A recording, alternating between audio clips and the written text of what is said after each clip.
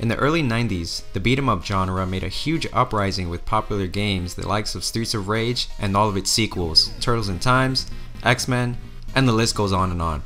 It seemed like beat 'em ups were the way to go, and so was the case with the game we'll be discussing today. Now, while many slander games that copy the template of other successful games, sometimes doing so spawns a whole new array of enjoyable games.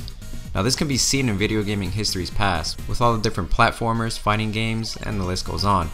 So in today's video, we'll be discussing City Heroes for the Sega Genesis.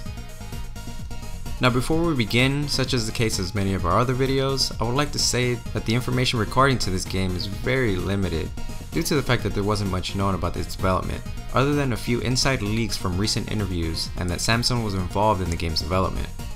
Now I would also like to thank Hardcore Gaming 101 for preserving the screens of the game, as they are the only ones I was able to scrape up. Now City Heroes, like many others, had a very unfortunate case when it came to its release.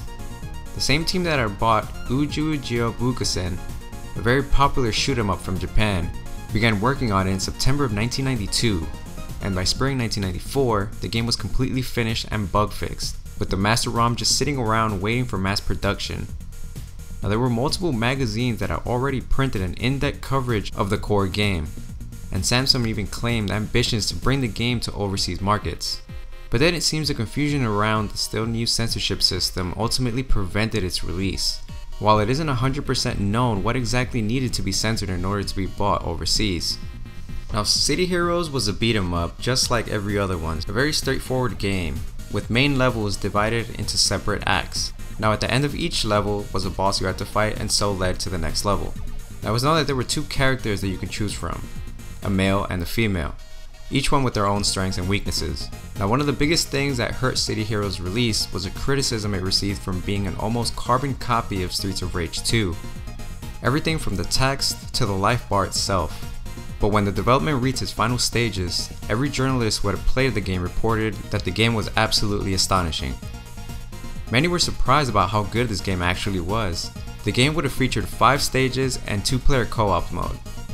Now unfortunately, there is no footage of the game in action. Even though there is rumored to be footage, I was unable to find any to show you guys. The only information available to us are the article scans from the magazine that were posted online by Hardcore Gaming 101. Now while the images do show off a good bit of the game, one thing I found odd was the images of 2 different title screens. The only conclusion that I could come to was that maybe one of these was an early work beta title screen. But again, that's just my speculation. Now originally Samsung had at least one more Mega Drive game in the planning stages, a one-on-one fighting game called Princess Fighter, to be developed in cooperation with the unnamed Japanese developer. Now that title got cancelled even earlier due to the complications with the partner, but after the big fiasco with City Heroes, Samsung immediately disbanded all of its in-house console development. Now in my opinion, even though this game was a knockoff of Streets of Rage, I still think it would have done well because Streets of Rage was a really good game, but one could only assume. And that is what is known of City Heroes. Thank you guys for watching, check out some of our other videos if you'd like, and don't forget to follow us on Twitter and make any suggestions for any future videos. And check out our partners GG Labs, and use our promo code EvilPixel for a discount at checkout. And I'll catch you all next time.